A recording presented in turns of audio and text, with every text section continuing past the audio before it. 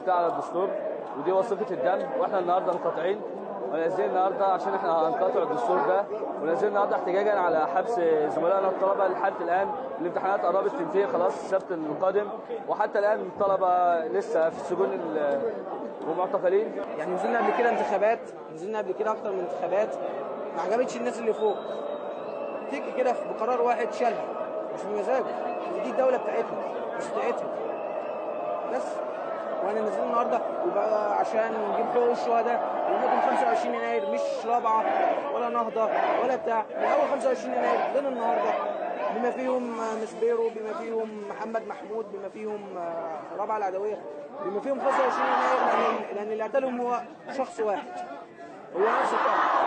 لكل الناس اللي يقول نعم للدستور، فكر شويه في الناس اللي ماتت. لو كانت اختك او اخوك او والدك او والدتك هم واحد من اللي في المعتقلات كان هيبقى وضعك دلوقتي كده. كنت تتكلم عن المعتقلين اللي انت فيه. هو كده سواء نعم سواء لا، ده ما يفرقش معانا في حاجه. احنا يا جماعه لازم الناس تفهم حاجه، ان مفيش حاجه اسمها دستور، في حاجه اسمها ثوره. الثوره لما تنتهي نبقى نعمل بقى دستور بقى ونشوف القديم ونشوف الجديد، بس اهم حاجه دلوقتي ان احنا مكملين في ثورتنا، سواء نعم للدستور سواء لا. انا طبعا نازله مقاطعه تماما للدستور ده، ولا هعمل بنعم ولا هعمل بلا، لان اولا في تزوير بحت في الدستور، حتى لو رحت قلت لا هيبقى في تزوير.